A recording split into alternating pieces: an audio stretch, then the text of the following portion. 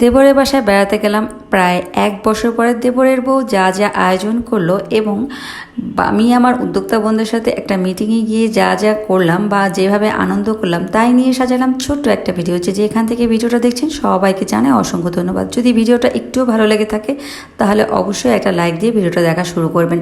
তো এই তো গতকাল বিকালবেলায় বেরিয়ে পড়েছিলাম, আমাদের একটা মিটিং ছিল উদ্যোক্তা বোনেদের সাথে। তো সেখানে গিয়েছিলাম একটা অফলাইন মিটিং, বেশ ভালো একটা পরিবেশ। সেখানে আমরা গার্ডেন ফ্রেশ কাবাবে গিয়েছিলাম 1 নম্বরে মিরপুর 1-এ। তো সেখানে একটা রুপটপেই ছিল এই আয়োজনটা, ভীষণ সুন্দর ছিল জায়গাটা এবং খুব ভালো লাগছিল।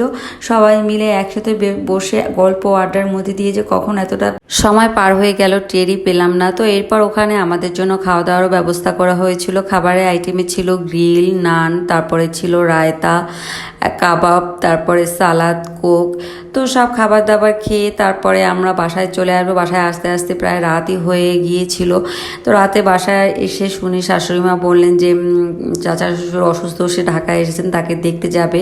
তো আমার যাওয়ার কথা ছিল না, যা আবার সকালবেলা আমাকে ফোন দিয়ে বলল যে আপনিও চলে আসেন। যেহেতু চাচা শ্বশুরকে দেখতে যাব, চিন্তা করলাম একটা পুডিং বানিয়ে নিই। তো সে আবার পুডিংটা খেতে খুবই পছন্দ করে, তাই তড়িঘড়ি করে একটা পুডিং বানিয়ে নিয়েছিলাম। ওই থেকে আবার তোয়া তাসবি দুজনেই স্কুলে, তোয়াকে স্কুল থেকে বের করে আবার কোচিংয়ে দিয়ে আসতে হবে, তাসবিকে নিয়ে আসতে হবে। খুবই ঝামেলায় পড়ে গিয়েছিলাম এতটুকু সময়ের মধ্যে কীভাবে সব কাজগুলো গুছিয়ে নেব। তো পুডিংটা বানানোর জন্য এখানে আমি মিশ্রণটা তৈরি করে নিয়েছি। পুডিংয়ের মিশ্রণটা এবার একটা স্ট্রেনারে ছেঁকে দিয়ে দিলাম টিফিন ক্যারিয়ারেতে, আর টিফিন ক্যারিয়ারটা এবার স্টিম করে নেব পানিতে দিয়ে। তো এই জন্য চুলাতে আমি একটা প্যানে পানি ফোটাতে দিয়ে দিয়েছি। তো এই তো বেশি সময় লাগেনি, আমার 20 থেকে 25 মিনিট সময় লেগেছিল পুডিংটা হতে। মাশাআল্লাহ এখন আমার হাতে পুডিংটা খুব সুন্দর হয়। আর এই তো পুডিংটা হয়ে গিয়েছে, আমি একটু চেক করে নেব। তো মাশাআল্লাহ পুডিংটা দেখতে খুবই সুন্দর হয়েছিল। এই তো একটা টুথপিক দিয়ে চেক করে নিলাম, আর টুথপিকটা একদম ক্লিয়ার বের হয়েছে, তার মানে পুডিংটা হয়ে গিয়েছে। পুডিংটা ঠান্ডা করে তারপর ফ্রিজে রেখে দিয়েছিলাম। আর তোয়া তাসবিকে স্কুল থেকে এনে তারপরে আমরা জায়ের বাসায় চলে গিয়েছিলাম। তো যেতে যেতে আমাদের অনেকটা দেরি হয়ে গিয়েছিল। গিয়ে দেখি যা আমাদের জন্য সব কিছু রান্না বান্না শেষ করে ফেলেছে, আরও কিছু রান্না বাকি আছে সেগুলোও করে নিচ্ছিল। তো সে পোলাওয়ের সাথে যা যা যায় এবং ভাতের সাথে যা যা যায় সব কিছুই রান্না করে নিয়েছিল আমাদের জন্য। তো এই তো এই সব খাবারগুলো আমি দেখছিলাম কী কী রান্না করেছে। তো ও আরও কিছু রান্না বাকি ছিল, সেইগুলো চুলায় হচ্ছিল। তো এই তো এখানে পোলাও রান্না করে নিচ্ছিল, গরুর মাংস আর বাকি যা যা খাবার হয়ে গিয়েছিলো সেগুলো টেবিলে নিয়ে রেখেছিল। তো গরুর মাংসটা হচ্ছিল, সাথে ভাতে খাওয়ার জন্য একটা সবজিও রান্না করে নিয়েছিল। আর প্রত্যেকটা খাবার দেখতে খুবই লোভনীয় লাগছিল।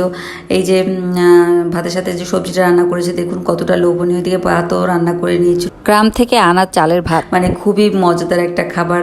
এই তো সব খাবারগুলো ও সার্ভ করে দিল। তো আমার শাশুড়ি মা অসুস্থ, তাকেও ওষুধ খেতে হবে, তাই চিন্তা করলাম তার খাবারটা আগে দিয়ে দিই। তবে সে বলল যে না, আমরা আজ একসাথে সবাই মিলে খাবো। তো এই তো আমি ওকে বললাম তো ঠিক আছে খাবারটা বেড়ে দাও, আমি সব খাবারগুলো নিয়ে যাচ্ছি। তো ওরা খাবারটা খুব সুন্দর করে বেড়ে দিল। তারপরে আমরা আবার ফ্লোরিং করব, কারণ আজকে একসাথে বসে সবাই মিলে দুপুরে খাবারটা খাবো। তো টেবিলে তো এত মানুষের জায়গা হবে না, তাই চিন্তা করলাম সবাই একসাথে বসে ফ্লোরে বসে এই খাবারটা খেয়ে নেই। তো ওর খাবারগুলো সুন্দর করে বেড়ে দিয়েছিল, আর খাবারগুলো ছিল খুবই লোভনীয়, অনেকগুলো আইটেম করেছিল। এখানে পোলাওয়ের সাথে খাওয়ার জন্য ডিমের কোরমা, গরুর মাংস, চিংড়ি মাছের কোপ্তা কারি, তারপরে ভাত দিয়ে খাওয়ার জন্য ডাল, সবজি, তারপরে করলা ভাজি, সালাদ করেছিল, লেবু কেটে নিয়েছিল, পোলাও রান্না করে নিয়েছিল, ভাত রান্না করে নিয়েছিল।